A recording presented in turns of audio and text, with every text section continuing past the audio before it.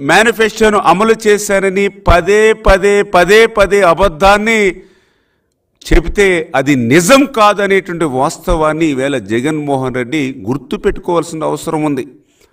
ఈరోజు ఆంధ్రప్రదేశ్ రాష్ట్ర ప్రజలు అడుగుతూ ఉన్నారు, మరి ఏదైతే నువ్వు ఆ రోజు 2019కి ముందు అధికారంలో రాకముందు ఏం చెప్పావు, అధికారంలోకి వచ్చిన తర్వాత 5 సంవత్సరాల్లో ఏం చేశావు, దాని మీద మేము తీర్పిచ్చాం. ఆ రోజు 25 మంది ఎంపీలు ఉండి నేను కేంద్రం మెడలు ఉంచి ప్రత్యేక హోదా తెస్తానన్నావు. మరి 22+ మళ్ళీ రాజ్యసభ 31 మంది ఎంపీలుంటే మరి వేళ ఆ హోదా ఎక్కడుందని చెప్పి వేళ ప్రజలు ఇచ్చినటువంటి తీర్పు. వారం రోజుల్లోనే సిపిఎస్ రద్దని చెప్పావు.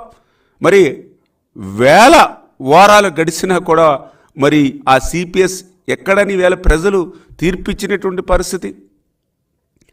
ప్రతి సంవత్సరం కూడా డిఎస్సి అన్నావు, మెగా డిఎస్సి అన్నావు. 5 సంవత్సరాల్లో మరి ఎక్కడా అని చెప్పి వేళ ప్రజలు ఇచ్చినటువంటి తీర్పు. ప్రతి జనవరి జాబ్ క్యాలెండర్ అన్నావు, 5 జనవరిలైనాయి, ఎక్కడా అని చెప్పి ఈవేళ ప్రజలు ఇచ్చినటువంటి తీర్పు.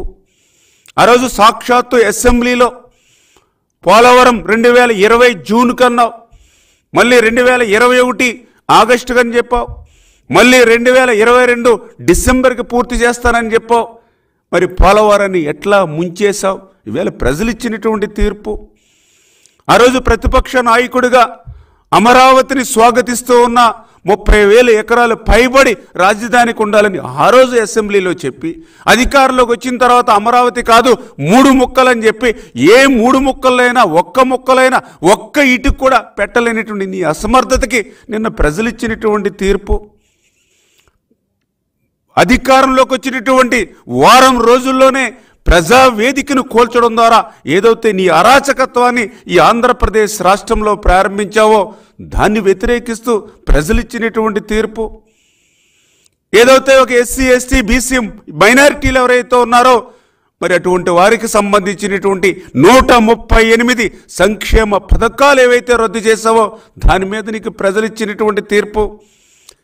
ఏదైతే రాజ్యాంగబద్ధంగా ఒక ఎస్సీ బీసీ సప్లాన్ నిధులు ఏవైతే ఉన్నాయో వాటిని ఏ రకంగా అయితే నువ్వు దారి మళ్లించావో వాటి మీద ప్రజలు ఇచ్చినటువంటి తీర్పు.